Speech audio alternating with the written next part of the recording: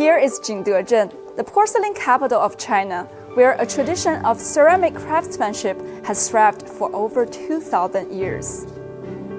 In Дэژên, around 150,000 people are engaged in the ceramic and related industries, which is close to 1/4 of the urban population. Now I'm at a uniquely designed museum inspired by the shape of traditional kilns. Right as the shape indicates, it's a kiln museum. Nearly 800 pieces of cultural relics which date back to Ming and Qing dynasties are on display. On Wednesday, Chinese President Xi Jinping visited a historical and cultural blog in Дэژên to learn about the preservation and inheritance of ceramic culture. This kiln museum is also just located in this area. These fragments of ceramics are also remnants of history. The director of the museum told me that the restoration of porcelain is advancing with the change of times, with techniques improved and traditions preserved. Everything is from underground, from our excavation works. So once we have this, dig it out, we do the sorting, and then from the sorting, we do the repair and the restoration. We are improving the materials and the techniques for the cleaning, the sticking. In recent years, we are applying those 3D scanning and printing, and also even artificial intelligence to help us do the puzzle work and the virtual restoration of those decoration things. By this way, those traditional historical heritage can be better preserved and maybe even utilized.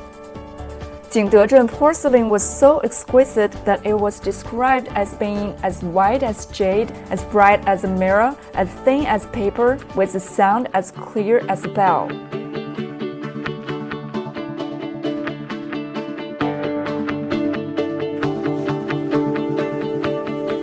Tiny teapot. I can't believe those are all made of porcelain. Very realistic. Peanuts and pistachio and lotus seeds, dates. It's hard to connect these contemporary art pieces with the millennium-old porcelain capital, but they are all made here in Дэژên by artists from various parts of the world. Today, Дэژên stands as China's only national ceramic culture inheritance and innovation pilot zone. Now the city is not only a place to preserve the history of porcelain, but also a hub to spark creativity and inspire entrepreneurship. We're always focused on ceramics.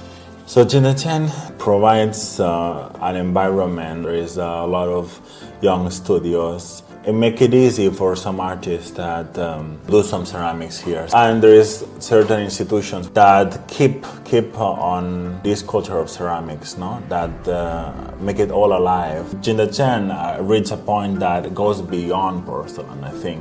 Attracted a lot of kind of artists that they like it here. It's the natural environment, but now there is a very interesting community that goes beyond the disciplines of ceramics. There will be always other studios that focus on other disciplines that may enrich your ceramic creativity or production. In ancient times, fine porcelain from here gained global recognition through the Silk Road. Today, the blending of cultures continues to ignite creativity. With an extensive network of supply chains and state-of-the-art facilities, Дэژên has attracted over 30,000 migrants who came to pursue their dreams. During the peak time, over 5,000 foreigners lived here, turning it into a vibrant hub for cultural exchange. Inheriting and innovating, open and inclusive, Дэژên showcases its delicate ceramic art to the world while taking in new ideas from other cultures. It's expected to continue to tell ever-growing stories about China and China.